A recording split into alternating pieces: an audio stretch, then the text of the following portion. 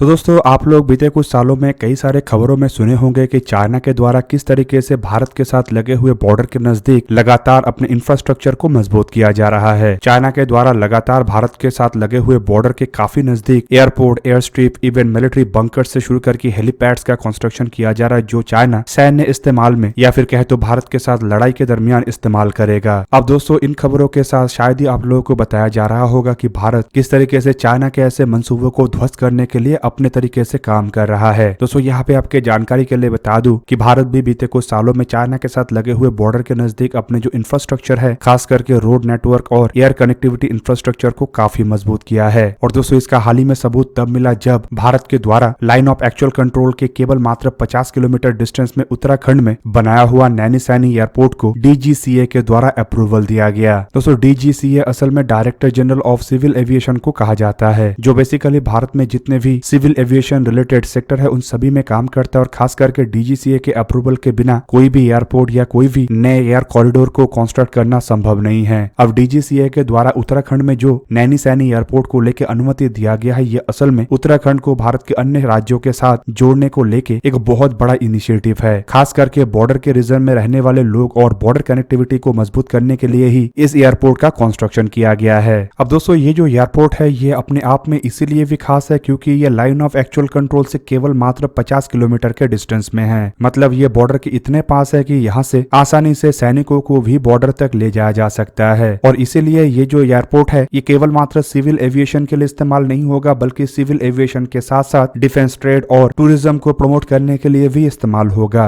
और दोस्तों यहाँ पे DGCA के अप्रूवल का मतलब ये होता है कि ये जो एयरपोर्ट है ये अब एयर ऑपरेशंस के लिए संपूर्ण रूप से तैयार है। दोस्तों भारत के द्वारा लाइन ऑफ एक्चुअल कंट्रोल के इतने नजदीक मतलब 50 किलोमीटर के डिस्टेंस में ये एयर स्ट्रिप को या फिर कहते एयरपोर्ट को बना के एक तरीके से पूरा दुनिया को संकेत दिया गया है कि अगर चाइना भारत के पास मतलब भारत के बॉर्डर के पास अगर मिलिट्री यूसेज के लिए एयरपोर्ट और मिलिट्री इंफ्रास्ट्रक्चर को बना सकता है तो भारत भी बना सकता है। दोस्तों एक समय था जब चाइना के द्वारा भारत के बॉर्डर के नजदीक ऐसे इंफ्रास्ट्रक्चर और रोड कनेक्टिविटी या फिर कहते एयर कनेक्टिविटी को बनाया जाता था, लेकिन उसके जवाब में भारत की तरफ से सिमिलर कंस्ट्रक्शन का काम नहीं किया जाता था, बल्कि भारत के कुछ पॉलिटिकल पार्टियों का मानना था कि चाइना के खिलाफ ओनली डिफेंस यही है कि चाइना के खिलाफ ऐसे इंफ्रास्ट्रक्चर ना बनाया जाए। पर बीते कुछ सालों में ये संपूर्ण रूप से बदल चुका है और दोस्तों अब चाइना के हरकतों के जवाब में खाली भारत मिरर डिप्लॉयमेंट ही नहीं कर रहा है बल्कि इंफ्रास्ट्रक्चर को भी मजबूत कर रहा है। और दूसरी तरफ दोस्तों डिप्लोमेटिकली भी भारत के द्वारा चाइना को मुंह तोड़ जवाब दिया जा रहा है। दोस्तों यहाँ पे आप लोगों को ये भी जान के रखना चाहिए कि बीते कुछ सालों में भारत की तरफ से चाइना को लगभग हर एक फ्रंट में पछाड़ा गया है। और अगर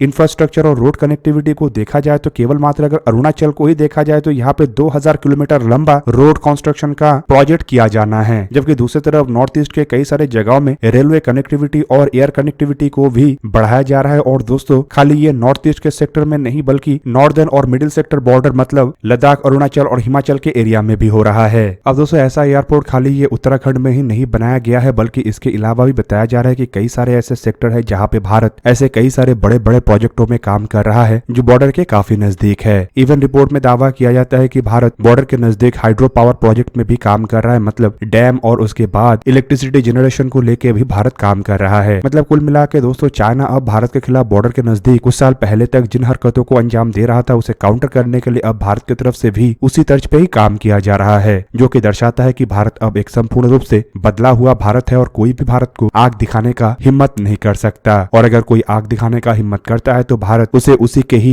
भाषा में जवाब देगा। तो दोस्तों आप लोगों को क्या लगता है कि भारत की तरफ से ऐसे एयरपोर्ट को निर्माण करके सही जवाब दिया गया है या गलत? कमेंट करके अवश्य बताइए। दोस्तों आज का वीडियो यही पे ही करते समाप्त, किसी और एक दिन किसी और एक वीडियो में मिलेंगे। तब तक के लिए जय हिंद, वंदे मातरम।